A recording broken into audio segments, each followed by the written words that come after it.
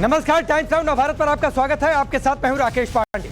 शाम के 5 बजने वाले हैं। वक्त हो गया है देश के सबसे पसंदीदा डिबेट शो राष्ट्रवाद का।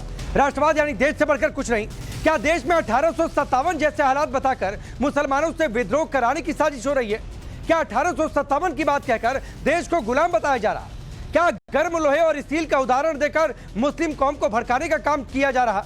ये सवाल इसलिए क्योंकि पूर्व लेफ्टिनेंट जनरल और अलीगढ़ मुस्लिम विश्वविद्यालय के पूर्व वाइस चांसलर जमीरुद्दीन शाह ने ऐसा ही बयान दिया है। जमीरुद्दीन शाह एक तरफ 1857 जैसे हालात होने की बात कर रहे हैं, दूसरी तरफ मुसलमानों को खौफ से हटकर जहनी ताकत पैदा करने की बात कर रहे हैं। सवाल उठाए कि क्या मुसलमानों को भड़काकर देश का माहौल खराब करने की साजिश हो रही है? आज इसी मुद्दे पर डिबेट, लेकिन पहले इस रिपोर्ट को देखिए।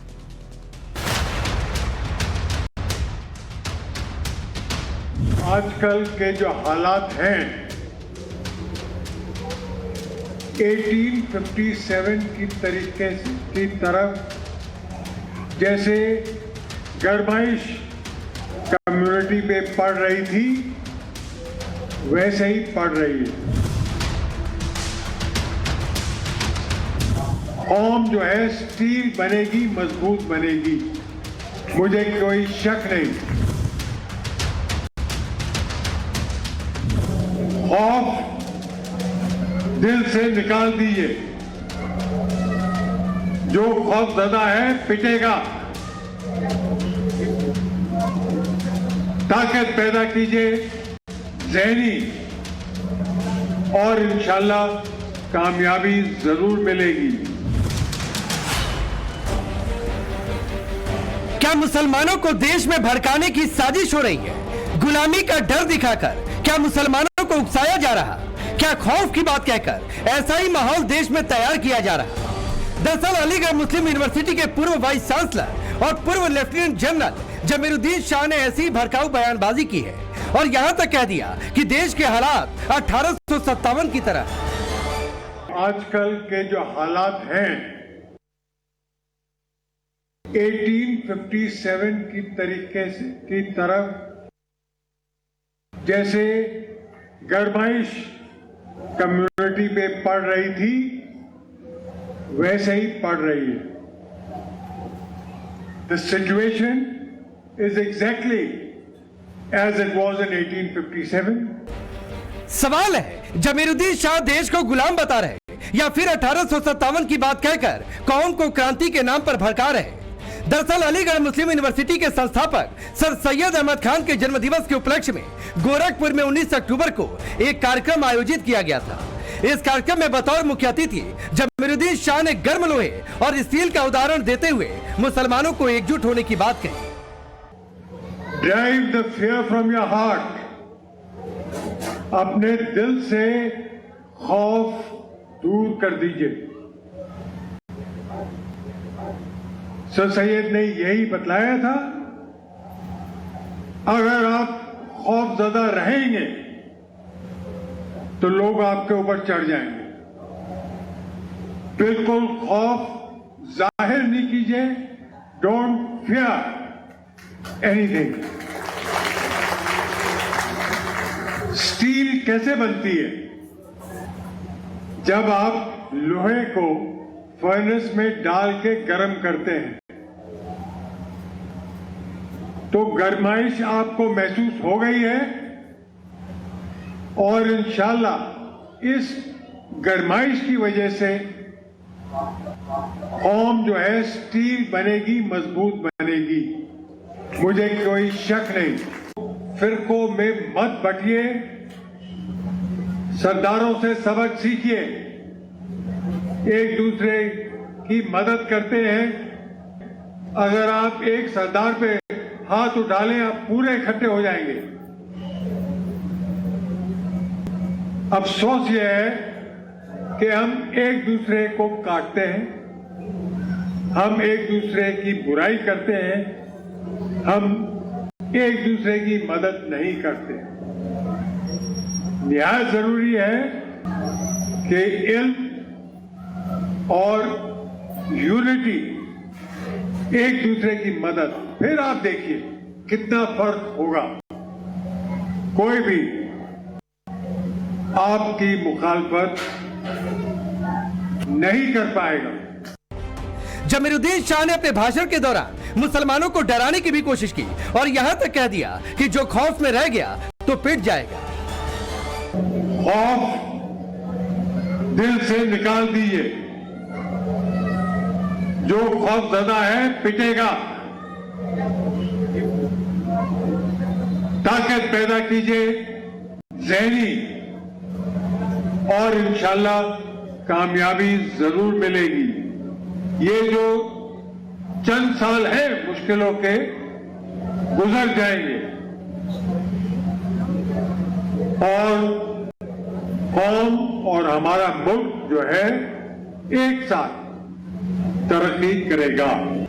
जमीरुद्दीन शाह ने मुसलमानों से सरकार से बातचीत का रास्ता खुला रखने की बात कही, लेकिन संघ की बात कहते कहते स्वयंसेवकों पर सवाल उठाने की भी कोशिश कर दी। जो गवर्नमेंट है मौजूदा टाइम पर, उसके साथ चैनल्स ऑफ कम्युनिकेशन खुले रखने चाहिए, मगर ये जरूरी है कि इसको करने में अपना जमीर बेचना नहीं चाहिए। कि हम लोगों ने आरएसएस के साथ, भगवत के साथ 2-3 मीटिंग्स हुई है, अपना दर्द उनको बतलाया है और उनसे कहा है कि आप सुधार लीजिए, जो आपके सेवक हैं उनको सुधारिए। और मुझे यकीन है कि इस बातचीत से फायदा कम्युनिटी को जरूर होगा। जमीरुद्दीन शाह फिल्म अभिनेता नसीरुद्दीन शाह के भाई हैं। वो नसीरुद्दीन शाह जो कभी कहते थे उन्हें भारत में रहने से डर लगता है। वो नसीरुद्दीन शाह जो सीएए कानून के खिलाफ उतरे। वो नसीरुद्दीन शाह जो धमकी देते थे हम 20 करोड़ आसानी से हाथ नहीं मानने वाले। ऐसे में अब सवाल है, क्या नसीरुद्दीन शाह के भाई और अलीगढ़ मुस्लिम विश्वविद्यालय के पूर्व वाइस चांसलर जमीरुद्दीन शाह ऐसी बयानबाजी कर क्या मुसलमानों को भड़का रहे हैं? क्या कौम के लोगों को उकसाकर माहौल खराब करने की बात कही जा रही है? सबसे बड़ा सवाल कि जिस देश ने उन्हें सेना के बड़े पद तक पहुंचाया, एमयू में वाइस चांसलर तक बने, क्या उन्हें आज भी देश 1857 की तरह गुलाम लगता है? Bureau report, times now Navbharat. तो सवाल बड़ा है और सवाल गंभीर है कि देश में 1857 जैसे हालात तो देश गुलाम है क्या, या फिर ऐसा कहकर आप किसी को भड़काने की कोशिश कर रहे हैं कौम के नाम पर? चलिए पहले आपका परिचय मैं आज के मेहमानों से करवाता हूं। शाहजहां अल्वी भारतीय जनता पार्टी के नेता और प्रवक्ता, शुभराज शाह है पॉलिटिकल एनालिस्ट के तौर पर, प्रोफेसर कपिल कुमार जी हैं historian, Mohammad Atiq national joint secretary हैं इंडियन यूनियन मुस्लिम लीग के, सैयद मसूद अल हसन है फॉर्मर वाइस प्रेसिडेंट है अलीगढ़ मुस्लिम यूनिवर्सिटी में जो यूनियन रही है स्टूडेंट की, उनके, फाजिल अहमद है पॉलिटिकल एनालिस्ट के तौर पर। आप सभी का बहुत बहुत स्वागत है। मैं मसूद आपसे शुरू करता हूं क्योंकि आप अलीगढ़ मुस्लिम यूनिवर्सिटी से जुड़े हुए हैं, और सवाल बताइए, आपके पूर्व वाइस चांसलर ने कहा कि 1857 जैसे हालात हैं, देश गुलाम है क्या? देखिए, कल जमीरुद्दीन शाह साहब ने ये नहीं कहा कि देश गुलाम है, उन्होंने ये कहा कि मुसलमानों के लिए हालात ऐसे हैं कि जिस तरह से 1857 के अंदर मुसलमानों को अंग्रेजी सरकार प्रताड़ित कर रही थी, उसी तरह से इस वक्त भाजपा की सरकार मुसलमानों को प्रताड़ित करने का काम कर रही है। तो इसमें उन्होंने क्या गलत कहा? बिल्कुल सही कहा। नहीं तो मुसलमान गुलाम है? मुसलमानों को 1857 में तो देश गुलाम था, पहली क्रांति हुई थी। नहीं, गुलामी की बात नहीं हो रही। तो 1857 में क्या था मसूद? आपने देश गुलाम था कि नहीं था, या देश आजाद था आपके हिसाब से? मुसलमानों के खिलाफ 1857 में बहुत ज्यादा जुल्म हुआ था, अंग्रेजी हुकूमत ने किया था, और वही जुल्म आज की तारीख में भाजपा की सरकार मुसलमानों के साथ कर रही है।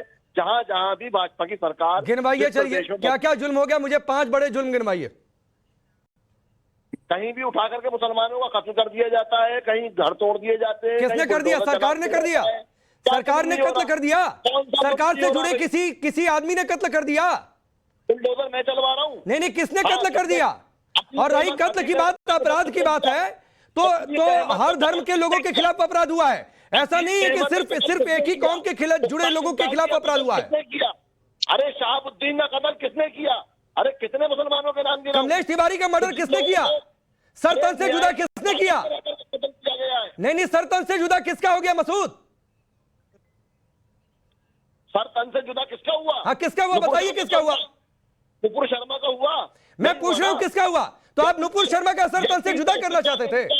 नहीं, ठीक है मसूद, आप चाहते थे कि नुपुर शर्मा का सर तन से जुदा हो जाए? अरे Z+ सिक्योरिटी, ये आपकी सोच है? मुसलमानों के प्रॉफिट को, हुजूर सल्लल्लाहु अलैहि वसल्लम को बुरा भला कहने वाले को Z+ सिक्योरिटी, मसूद सुनिए, मसूद सुनिए, किसी भी धर्म के जो इष्ट हैं, सुनिए ना, चाहे नबी हो मुसलमानों के आपके धर्म में और चाहे हमारे धर्म में हमारे भगवान हो, अगर कोई उसके खिलाफ बोलेगा तो उसका कोई सपोर्ट नहीं करेगा। लेकिन इसका यह कतई मतलब नहीं है कि सर तन से जुदा के नारे इस देश में लगने लग जाएं। और इसका कतई मतलब नहीं है मसूद, जिस तरह आप जस्टिफाई कर रहे हैं कि सर तन से जुदा के नारे लगे, ठीक हुआ, सर तन से जुदा कर दिया गया, ठीक हुआ, ये जो आप कर रहे हैं ये भड़काने वाली बात है मसूद। नहीं, नुपुर शर्मा जेल गई, यति नरसिम्हानंद जेल गया, किसी एक की गिरफ्तारी हुई? नहीं हुई ना। मसूद भाई आप समझिए, आपकी किसी से शिकायत है, आपको लगता है उसने गलत किया, कार्रवाई होनी चाहिए, आप उसकी मांग करके, मैं ये बिल्कुल नहीं कह रहा हूं कि कार्रवाई की आप मांग मत करें। 10 साल हो गए, कहां हुई कार्रवाई? कौन सी कार्रवाई की? चलिए, प्रोफेसर कपिल कुछ कहना चाह रहे हैं, चूंकि इतिहास की बात है, 1857 का जिक्र आ गया, तो कपिल जी पहले आपके पास, फिर आऊंगा शाह जी आपके पास। देखिए, पहली बात तो इन जमीरुद्दीन साहब को मालूम नहीं कि 1857 में क्या हुआ था। दूसरा, ये जिनके जन्मदिन पे बोल रहे थे, उन्होंने जो किताब लिखी थी गदर के ऊपर, सैयद अहमद खान ने, जरा उस किताब को पढ़ ले। उस किताब में मालूम है वो क्या कहते हैं? जो मुसलमान अंग्रेजों के खिलाफ लड़ रहे थे उनको कहते हैं बज्जात और बदमाश, और कहते हैं कि ये सारे कसाई और ये जो अंसारी हैं, जुलाहे, ये लड़ रहे थे अंग्रेजों के खिलाफ।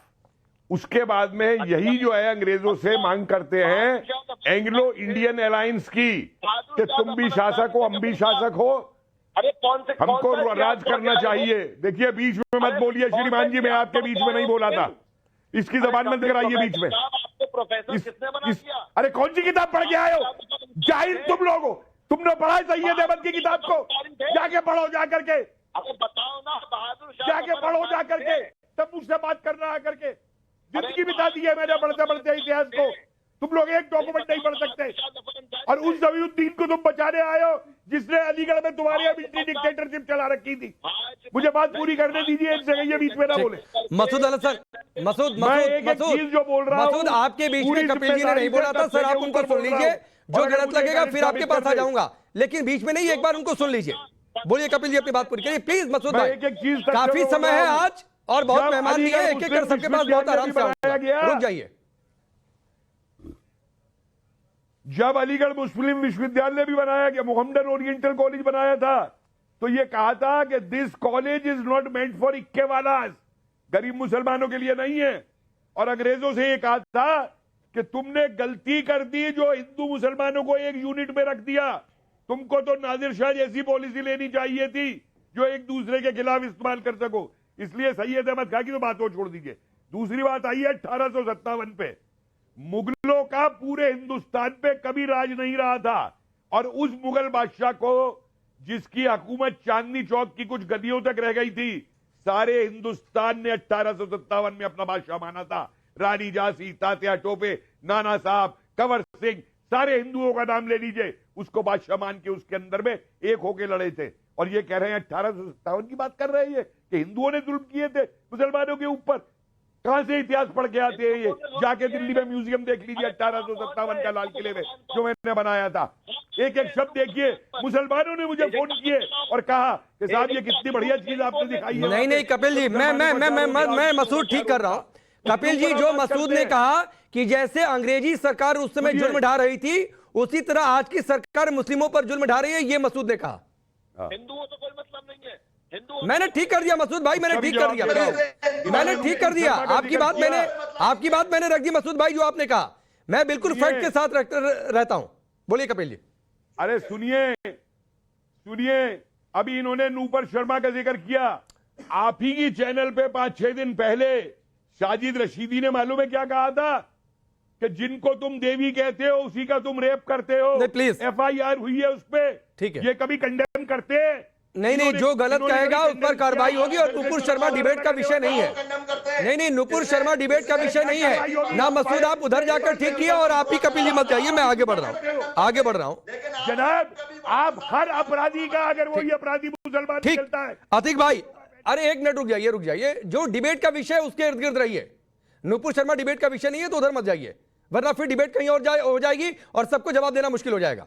चलिए मोहम्मद अतीक, 1857 जैसे हालात, मुस्लिमों पर जुल्म उठाया जा रहा है। क्या जुल्म हो गया आज के मुसलमानों पर? जो आते हैं पाकिस्तान से, वो किसी मुसलमान से अब इनको खामोश करा लिए राज। नहीं बोलिए, वो राकेश जी। खामोश है, आपकी आवाज जा रही है, बोलिए। हाँ, राकेश जी, मुझे बहुत ताज्जुब है कि जमीरुद्दीन शाह साहब ऐसी बातें कर रहे हैं। और कुछ सालों पहले तो हम निवाला हम प्याला हुआ करते थे वो तमाम लोगों की। और अगर इनको ये बातें करनी थी तो भागवत के पास क्यों गए थे? अगर कौम को स्टील बनाना है, कौम को मजबूत बनाना है, तो हमारे पास बहुत सारे संसाधन हैं।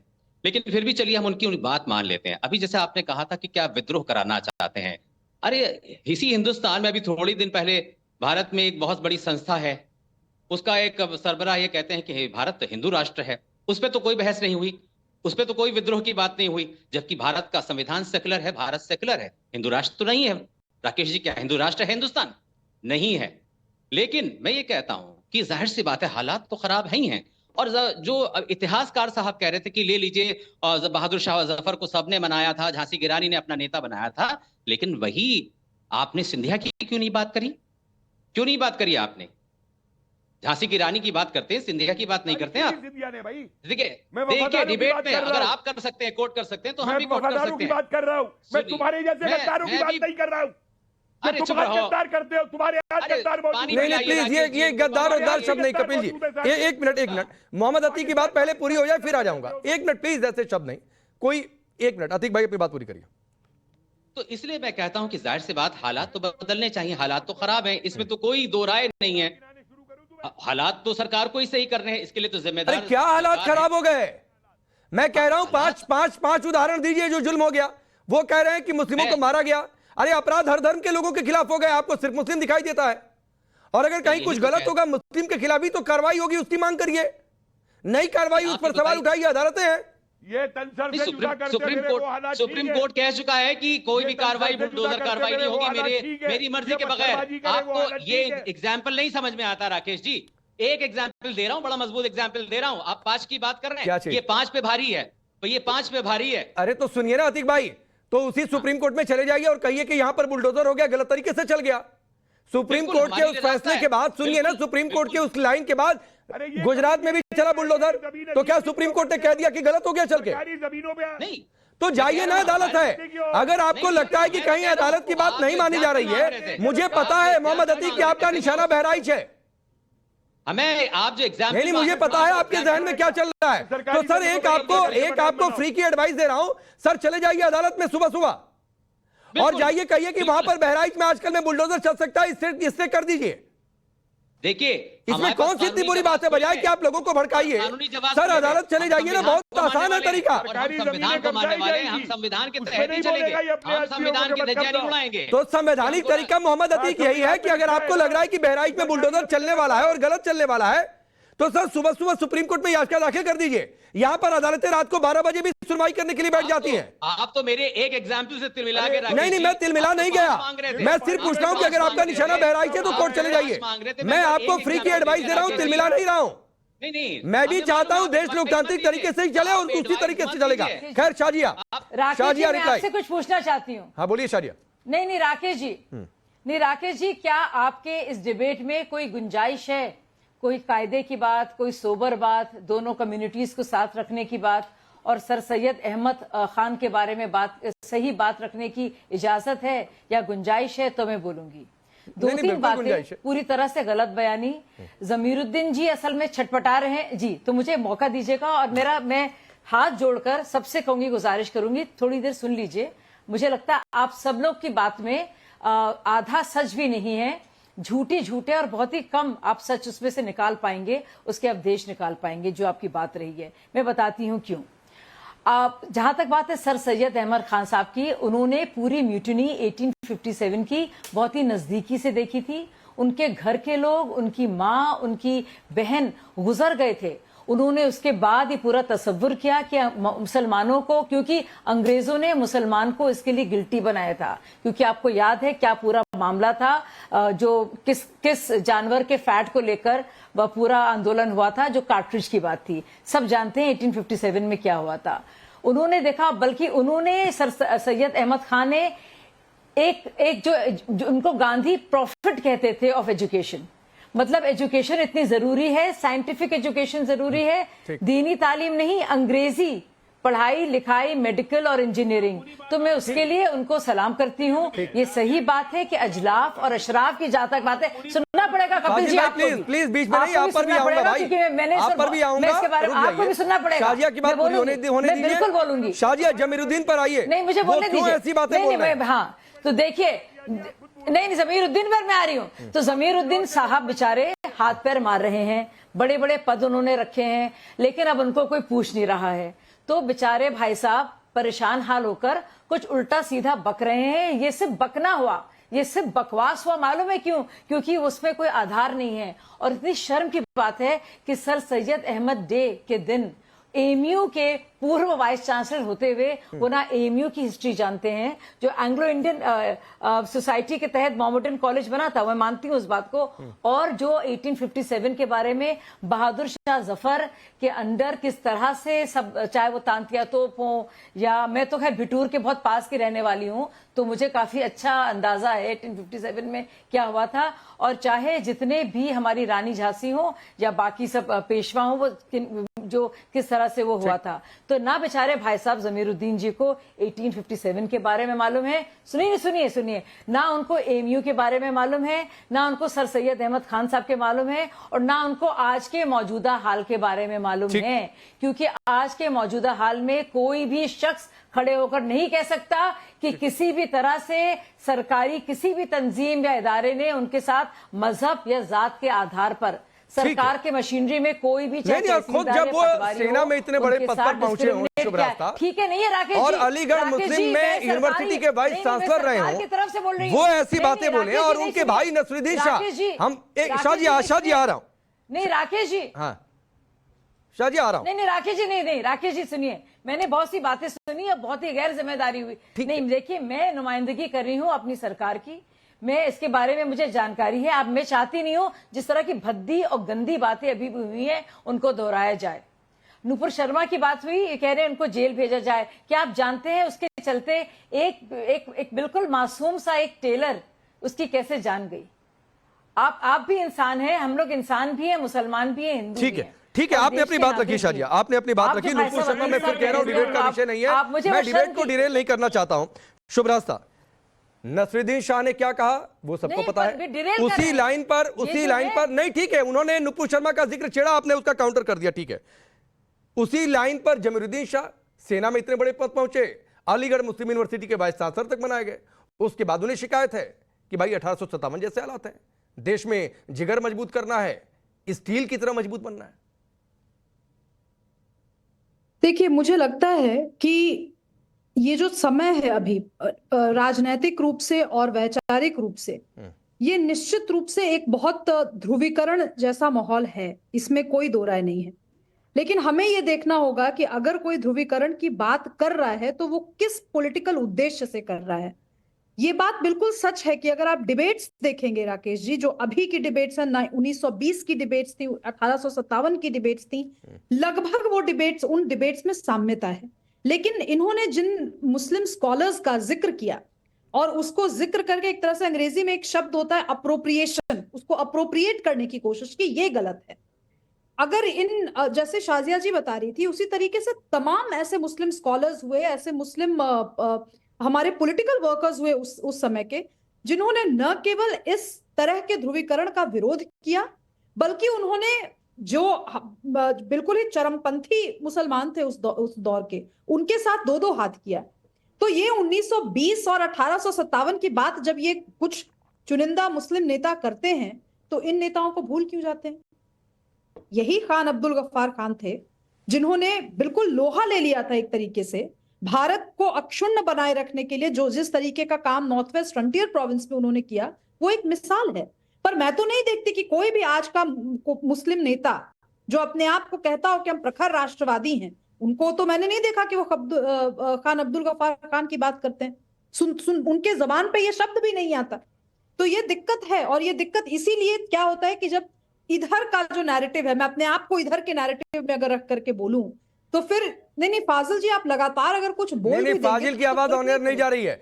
आज बहुत संजीदा विषय पर डिबेट है और एक एक करके आप लोग बोलिए, मैं सबके पास आऊंगा और बहुत समय है, आज समय ज्यादा है शो में। मैं फिर दोहरा रहा हूं, फाजिल भाई एकदम नहीं, एक एक करके आवाज ऑन एयर जा रही है। मैं आपसे पूछना चाहती हूँ राकेश जी कि इसके पहले भी आपके प्रोग्राम में कई बार इस तरीके की बहस हुई है जिसमें थोड़ी गर्मा गर्मी भी हुई है। स्पेसिफिक सवाल अगर मुसलमान नेताओं से पूछा जाए सिर्फ मुसलमानों के हित के लिए भी, तो भी वो नहीं बोल पाते हैं। वो मुसलमानों के नुकसान की बात तो करते हैं लेकिन मुसलमानों के फायदे की बात उनके हलक से नहीं निकलती। क्यों? आप क्यों नहीं बताते? अगर आप इस तरीके के नैरेटिव में विश्वास रखते हैं तो आप मुझे बताइए ना कि इस देश का एक गरीब मुसलमान अपने आप को गरीबी और जहालत से ऊपर उठाकर एक अच्छी आर्थिक स्थिति में लाने के लिए किस मुस्लिम नेता की तरफ बना दीजिए किशनगंज बिहार के अंदर 4-5 यूनिवर्सिटी बनवा दीजिए। क्यों बनवाया वहां पे यूनिवर्सिटी? क्या मुझे एक सेकंड किशनगंज के काबिल युवा, किशनगंज के काबिल मुसलमान युवा भारत की दिल्ली यूनिवर्सिटी में भी उतने ही अव्वल तरीके से पढ़ाई कर सकते हैं जितना कहीं। और आप किशनगंज में जो पोलराइजेशन चल रहा है और जो बांग्लादेश में रोहिंग्या बसे पड़े हैं उनके बारे में बोल सकते हैं? बोलिएगा आप किशनगंज। मैं भी बिहार से आती हूँ, मेरे ऊपर ये सब पैंतरा मत खेलिए, मेरे ऊपर ये पैंतरा मत खेलिएगा, कोशिश भी मत कीजिएगा, क्योंकि मैं कॉन्स्टिट्यूएंसी वाइज बैठ जाऊंगी आपके साथ जिरह करने। मैं कॉन्स्टिट्यूएंसी वाइज, मोहल्ले वाइज, बूथ वाइज और वार्ड वाइज बैठ जाऊंगी कि बताइए कि यहाँ पर कितने मुसलमान रोहिंग्या है, कितने भारतीय है, कितने बिहारी है। हवाई ना हमको बताने की जरूरत नहीं है, ये सब नहीं तो आप बात मत कीजिए फिर उस भाषा में। पूछ तो रही हूँ, बैठू आपके साथ में वार्ड वाइज। पूछिए राकेश जी, पूछिए, मैं बूथ वाइज बैठ सकती हूँ, पूछिए इनसे, बिहार में पूछिए। नहीं एक मिनट फाजिल, शुभ्रास्ता 30 सेकंड दीजिए, शुभ्रास्ता 30 सेकंड दीजिए। फाजिल अहमद सुनिए ना, क्यों किशनगंज उसके आसपास 4-5 यूनिवर्सिटी चाहिए भाई आपको? क्यों नहीं चाहिए? क्यों चाहिए? हमारे लोग पढ़े लिखे कम है तो पढ़ाएगा कौन उनको? यूनिवर्सिटी ना पढ़ाएगी तो यूनिवर्सिटी पढ़ाएगी तो कम पढ़ा लिखा तो कैसी यूनिवर्सिटी चाहते हैं भाई आप? बिना यूनिवर्सिटी के पढ़ेगा? कैसी यूनिवर्सिटी चाहते हैं? उसकी जिम्मेदारी किसकी है? मुझे जवाब, मैं बिहार से जवाब देना चाहती हूँ। एक 30 सेकंड दीजिए शुभ्रास्ता, तुरंत आपके पास आप बताइए जिम्मेदारी किसकी? हाँ बोलिए, कम क्यों है? रुकिए, बोलिए फाजिल बोलिए। 1857 की बात नहीं बता पाई, उनको पूरा इतिहास जानकारी नहीं है। माता दीन वाल्मीकि समाज के एक व्यक्ति थे जिन्होंने मंगल पांडे के लोटे से पानी पी लिया। सुनिए, जिसने मंगल पांडे के लोटे से पानी पी लिया, मैंने जिक्र भी किया, उस जानवर का नाम भी मैंने लिया और मैंने बताया कि किस तरह से मेरे लोटे से पानी क्यों पी लिए। तो माता दीन ने एक शाजिया एक एक करके। अरे फाजिल भाई सुनिए भाई, अब वो लगातार बोल रहे हैं विद्रोह करने का। अब दूसरी बात राकेश भाई, एक दूसरी बात आपने कहा कि सर किसने डॉक्यूमेंट दिखाएंगे कि मंगल पांडे ने किया था। हम डॉक्यूमेंट आपको भी पता है, सर तन से जुदा किसने कर दिया? मध्य प्रदेश के अंदर 9 साल की बच्ची का पानी पीने के लिए हत्या कर दिया गया क्योंकि वो दलित थी। अरे ये दलित वाला कार्ड मत खेलिए भाई, मेरे सामने ये दलित वाला कार्ड मत खेलिए। मैं सिर्फ ये कह रहा था कि कोई अपराध किसी एक धर्म के लोगों तक सीमित नहीं है। हिंदुओं के खिलाफ भी अपराध हुआ है, मुस्लिमों के खिलाफ भी अपराध हुआ है, सिख और ईसाई लोग हैं उनके खिलाफ भी अपराध हो जाता है। तो ये मत कहिए कि सिर्फ एक ही धर्म के खिलाफ अपराध हो रहा है, तो ये मत कहिए, मुझे इस बात से दिक्कत है। 1857 राकेश जी मुझे दीजिए, कारण क्या था? माता दीन वाल्मीकि समाज के थे, मिश्रा का जिक्र नहीं करेंगे ना? पानी पी लिया इसलिए मंगल पांडे ने अरे बकवास कर रहा है। 1857 की एबीसी नहीं मालूम है। एक मिनट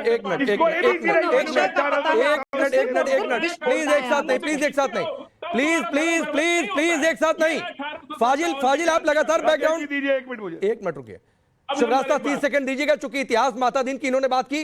30 सेकंड कपिल जी इसको क्रॉस चेक करिए, फिर शुभ्रास्ता आ रहा हूं। पर एक बात और सुन लीजिए जरा, उसको भी क्रॉस चेक कर लीजिए। सर तन से जुदा मध्य प्रदेश में दलित बच्ची को घड़े से पानी पीने के लिए मार दिया गया। अरे भाई फाजिल घुमाइए मत, आपको भी पता है कि मेरे कहने का मतलब क्या है।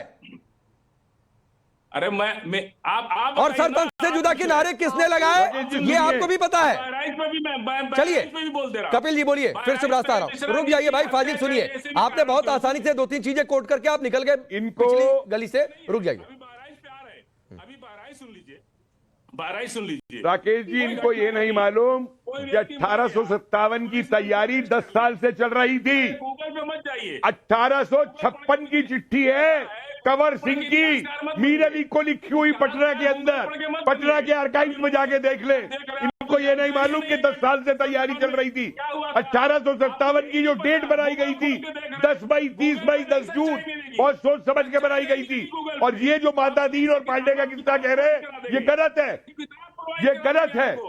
वो मंगल पांडे के साथ नहीं हुआ, वो एक दूसरी कहानी है बैरकपुर के अंदर, वो गलत है। पता नहीं कौन सी किताब पढ़ के आते हैं इनको ये, और इनको ये नहीं याद आएगा कि आजाद हिंद फौज के अंदर जो हिंदू मुसलमान मिलकर लड़े थे, इन्हें शाहनवाज याद नहीं आएंगे, इन्हें अपने पटना गई अपना महमूद नहीं याद आएंगे, कर्नल महमूद अहमद, वो इनको याद नहीं आएंगे, इनको कियानी नहीं याद आएंगे, इनको और मोहम्मद याद नहीं आएंगे जो पाकिस्तान डिमांड होते हुए भी आजाद हिंद फौज से लड़े थे। ठीक बांटना है सिर्फ, ठीक है, इनको सिर्फ फाजिल अपने बच्चों को याद है, अशफाकुल्लाह खान भी याद है, अरे और क्रांतिकारियों के नाम याद करना जो मुस्लिम धर्म से हैं और वो हमारे आदर्श है, उनकी पूजा करते हैं क्योंकि उन्होंने इस देश के लिए, इस मुल्क के लिए अपना खून बहाया। इस मिट्टी में उनका भी लहू शामिल है। लेकिन भड़काने वाली बात मेरे सामने मत किया करिए, मैं पहले आपको बता रहा हूं। शुभ रास्ता, अरे रुकिए भाई रुकिए, आप शुभ रास्ता को सुनिए। नहीं फाजिल, मुझे एक बात से बहुत दिक्कत है भाई, कोई लगातार अगर बैकग्राउंड कमेंट्री करे तो मैं वरना कह दूंगा पीसीआर को कि जो बैकग्राउंड कमेंट्री करे उसकी आवाज डाउन कर दिया करिए बिना पूछे, तो मत किया करिए। सभी लोग अपनी बारी से, फाजिल आपके अलावा सभी लोग इंतजार कर रहे हैं अपनी बारी का, तो थोड़ा सा तमीज से डिबेट किया करिए। मसूद भी इंतजार कर रहे हैं, मोहम्मद अतीक भी इंतजार कर रहे हैं, वो आपसे कम जानकार पढ़े लिखे हैं क्या? लेकिन डिबेट करना किसको कहते हैं, सीखिए इन दोनों से। रुक जाइए, शुभ रास्ता बोलिए। जी देखिए, समस्या क्या है ना कि फाजिल भाई ने जब बिहार की बात छेड़ी है तो इनको फिर बिहार की हिस्ट्री से ही पहले अवगत करा दें, क्योंकि प्रोफेसर कपिल ने जो कहा बहुत दूर की बात है इनके लिए। बिहार के प्रथम प्रीमियर मोहम्मद यूनुस, ज्यादा नहीं उनको इनका ही इतिहास पढ़ लेते तो आज ये जो जहर बो गए यहाँ पर किशनगंज को लेकर के वो नहीं बो पाते। लगातार बोलते रहिए फाजिल, आपकी आवाज नहीं जा रही है। दूसरी चीज है कि किशनगंज के लिए अलग यूनिवर्सिटी बने, ये वही बीज है जो जिन्ना ने बोया था, ये वही बीज है जिसकी तर्ज पे देश में इतने सारे विभाजनकारी नीतियां लाई गई और जिसके खिलाफ कई मुसलमान नेताओं ने मुखालिफत की। ये जो मैं मोहम्मद यूनुस की बात कर रही हूं, मैं क्यों कर रही हूं? क्योंकि आज बिहार का जो सेक्युलरिज्म है वो एक मॉडल ऑफ सेक्युलरिज्म है जो कि पूरे भारत को उससे सीखना चाहिए। मुसलमानों ने अपनी आइडेंटिटी नहीं खोई बिहार में, लेकिन उन्होंने कभी भी राष्ट्र से समझौता नहीं किया। उन्होंने कभी नहीं कहा कि हमें स्पेशल ट्रीटमेंट दे दो, जो स्पेशल ट्रीटमेंट की बात कर रहे हैं। मैं ऑन रिकॉर्ड कह रही हूं राकेश जी, मैं चूंकि चुनावी रणनीति में दखल रखती हूं, आप मेरे पास किशनगंज के बूथ वार्ड वाइज बैठ जाइए, मैं आपको बताती हूं कि इनका जो मॉडल है वो कहां पे और किस तरीके से ये मॉडल लाना चाहते हैं। क्यों चाहिए आपको किशनगंज में? आज तक क्या किशनगंज के युवा प्रोग्रेस नहीं कर रहे थे? क्या आपको पता नहीं है कि किशनगंज के सबसे काबिल युवा इस देश की सबसे काबिल यूनिवर्सिटीज में पढ़ रहे हैं? ठीक है, लेकिन आप रोहिंग्यास को और बांग्लादेशीज को वहां भर के रखेंगे तो उसका ठेका भारत ने नहीं। बिल्कुल ठीक है, चलिए बिल्कुल ठीक है, किशनगंज से आगे बढ़ते हैं। शुभ रास्ता, किशनगंज हमारी डिबेट का कोर विषय वैसे भी नहीं है। अब मसूद, फिर मैं आपके पास आ रहा हूं। आप देखिए, आप कहिए कौम मजबूत बने, कोई दिक्कत नहीं है, होनी भी चाहिए, सारी कौमें मजबूत होनी चाहिए, आपकी भी हमारी भी, जो दूसरी हैं वो भी कौमें मजबूत होनी चाहिए। लेकिन भाई जब आप ये कहेंगे कि खौफ में रहने वाला पीटेगा, जब आप ये कहें कि चंद साल मुश्किलों के हैं, तब ये लगता है कि भाई ये पॉलिटिकल स्टेटमेंट है। आपको एक सरकार से दिक्कत है इसलिए आप लोगों को भड़का रहे हैं, उकसा रहे हैं। आप बताएंगे कि गर्म लोहे से स्टील बनता है, मतलब कोई गर्म लोहे की तरह तपा रहा है, टॉर्चर कर रहा है, तो ये पॉलिटिकल स्टेटमेंट लगता है, ठीक अपने भाई की तरह जो नसरुद्दीन शाह पहले बोले थे। देखिए, ऐसा है कि इस तरीके का जो भी उनका स्टेटमेंट है वो उन्होंने अपनी, जो वो देख रहे हैं आसपास, जिस तरह से मॉब लिंचिंग हो रही है या जिस तरह से झगड़े हो रहे हैं, फसाद हो रहे हैं, उसके ऊपर, और फिर उसके बाद प्रशासन की तरफ से एक तरफा कार्रवाई की जा रही। नहीं, डेट्स बताइए कहाँ हो रही है? मॉब लिंचिंग नहीं हुई, शाजिया इल्मी जी मॉब आखिरी लिंचिंग नहीं मॉब हुई। लिंचिंग तो हमने देखी है कि बहराइच में हुई है। मॉब लिंचिंग हो रही है। नहीं, आप बताइए, नहीं आप बताइए तो। अरे आपको कुछ प्रमाण तो देना होगा। क्या आप हवाई ऐसे इस तरह से नफरत जो है की बीज बोएंगे? कितनी नफरत फैलाएंगे आप? झूठ तो नहीं बोल सकते आप ना। हर जगह लिंचिंग हो रही है, कहाँ हो रही है? किस तरह की बात है ये भाई साहब? कहाँ लिंचिंग हो रही है? आप बताइए। आप एक के पास, अरे आपके पास प्रमाण होगा, आप बताइए। अपने घर वालों से पूछिए, पड़ोसियों से पूछिए। हम तो कानपुर में जहाँ रहते हैं, सुनिए, चमनगंज का इलाका है, 100% मुसलमान है। एक ही बता दीजिए वहाँ लिंचिंग की कोई, आप बता दीजिए 100% मुस्लिम इलाका है। आप बताइए कहाँ हो रहा है ये कहाँ आपके दिमाग में हो रहा है? ये आपके दिमाग के अंदर हो रहा है। आपका दिमाग हो गया है सियासी, और सियासत ने आपके दिमाग को बना दिया है शरारती, और शरारती दिमाग आपको जो है दिखा रहा है ये झूठ, क्योंकि इसमें कोई सच नहीं है। आप झूठ बोल रहे हैं भाई साहब, क्योंकि आपके पास कोई भी सबूत नहीं है। कहाँ मॉब लिंचिंग हो रही है मुसलमानों के साथ? आप बताइए तो मुझे भाई साहब, बताइए तो कहाँ हो रही है? अरे कहाँ हो रही है? अरे बीच में क्यों नहीं बोलूंगी? आप बकवास करे जा रहे हैं। नहीं, अच्छा एक मिनट मैं बीच में आ रहा हूँ, शाजिया मैं बीच में आ रहा हूँ। मसूद भाई सुनिए, अब सवाल बिल्कुल नहीं बोलने मसूद भाई सुनिए, आपने कहा कि मुसलमान की मॉब लिंचिंग हो गई, बिल्कुल ठीक है। ये उदाहरण है कि कहीं मुस्लिम की मॉब लिंचिंग हुई है, लेकिन हिंदू की भी मॉब लिंचिंग हुई है, आप उसकी बात क्यों नहीं करते हैं? फिर आप क्यों कह रहे हैं कि मॉब लिंचिंग होती है तो मुस्लिम की मॉब लिंचिंग होती है, दूसरे धर्म के लोगों की मॉब लिंचिंग नहीं होती है? मॉब लिंचिंग किसी के खिलाफ तो गलत है।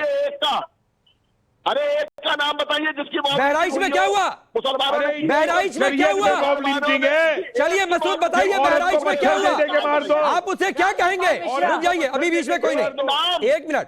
जो शाजिया ने पूछा, मसूद भाई सुनिए, अरे सुनिए ना, सवाल सुनिए। जो शाजिया ने पूछा बहराइच में जो हुआ रामगोपाल मिश्रा के साथ, वो क्या था? वो आपराधिक घटना है, उसके खिलाफ कार्रवाई हो रही है। हिंदू के खिलाफ हुआ तो आपराधिक घटना हो गई, हिंदू के खिलाफ हुआ तो आपराधिक घटना हो गई, और आपके धर्म के खिलाफ हो गया तो वो लिंचिंग हो गई। मुसलमान उसके खिलाफ कार्रवाई नहीं हो रही। वाह भाई वाह, ये सही परिभाषा है। कोई आएगा मेरा घर तोड़ने आएगा, क्यों कर रहे हैं भाई साहब ऐसा? शाजिया इल्मी मेरे घर पे चढ़ जाएंगी, मेरा घर तोड़ेंगी, भाई साहब आप तो मैं उसे छोड़ दूंगा। नहीं भाई साहब आप नहीं, ये एक चीज शाजिया, अरे रुक जाइए मसूद भाई, हो गया। मैं सुनिए ना, जरूरी सवाल है, बहुत रुकिए शाजिया, अगर हिंदू की लिंचिंग होती है तो उसे अपराध कहेंगे, और दूसरे धर्म के लोगों के खिलाफ लिंचिंग हो गई तो कहेंगे लिंच कर दिया। हम मजहब है दोनों, हम बिल्कुल, इसीलिए मैं कहना चाह रही हूँ, एक हम मजहब होने के नाते इनसे, भाई साहब आप कातिलों के साथ खड़े हैं क्या? मैं सेल्फ डिफेंस में हम मजहब, एक मुसलमान होने के नाते सेल्फ डिफेंस में हम मजहब को भी नहीं छोड़ूंगा। हमारी किताब हमें क्या सिखाती है? कानून जहाँ तक मुझे इजाजत देता है, नहीं ठीक है, जालिम के साथ खड़े हो। एक चीज तय हो गई, मसूदुल हसन ने, कपिल जी मसूद ने बहराइच में रामगोपाल मिश्रा को जो मारा गया उसे जस्टिफाई कर दिया। मैं किसी चोर उचक्के डकैत, ठीक है रुक जाइए, आप तय नहीं करेंगे, आप अदालतों का मान रखिए कि चोर उचक्का कौन है, ये मसूदुल हसन तय नहीं करेंगे। रुकिए, चलिए 30 सेकंड कपिल जी आपके पास। इनसे एक बात पूछिए, मेरे 2 सवाल हैं इनसे। भाई साहब आप लोग बहुत ही खराब 2 सवाल हैं मेरे। एक तो ये इनसे पूछिए कि कौन से धर्म के कानून में लिंचिंग अलाउड है? औरतों को पत्थर से मारा जाएगा जुर्म करने के लिए, ये कौन सा धर्म कहता है? ये इनसे पूछिए। दूसरा इनसे पूछिए कि 7 अक्टूबर को जो इजराइल में हुआ वो इन्हें लिंचिंग नहीं दिखाई देता, हिंदू का मरना इन्हें लिंचिंग नहीं दिखाई देता। ठीक है। और एक बात इन्हें और बता दूं मैं, ठीक, ये बड़ा सेल्फ डिफेंस कर रहे हैं।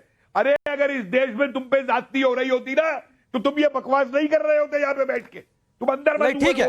नहीं, एक लाइन जो मसूद ने खींची है, 30 सेकंड आखिरी है। शुभ रास्ता आपके पास आ रहा हूं, प्लीज किसी और की आवाज ऑन एयर नहीं है, किसी की भी आवाज ऑन एयर नहीं है, सिर्फ शुभ रास्ता।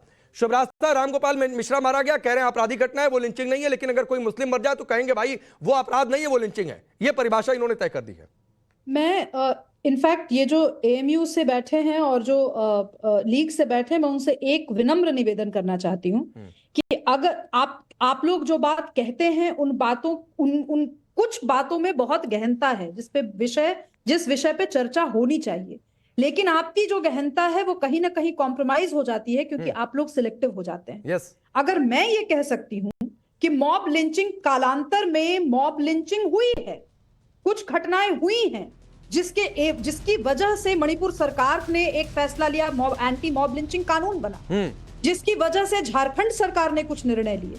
तो आपको ये कहने में दिक्कत क्यों है कि कुछ तमाम हिंदू लोग भी थे जिनकी मॉब लिंचिंग हुई? यस, और यही बात है, ऐसा नहीं है कि हिंदुओं की मॉब लिंचिंग नहीं हो गई, किसी के खिलाफ मॉब लिंचिंग हो। मैं कह रहा हूं मसूद भाई गलत है, लेकिन प्लीज भड़काने, उकसाने, पॉलिटिकल एजेंडा सेट करने के लिए ये सब मत किया करिए भाई। देश बहुत बड़ा है और देश के साथ खिलवाड़ नहीं। आप सभी का बहुत बहुत शुक्रिया। रुकेंगे ब्रेक के लिए।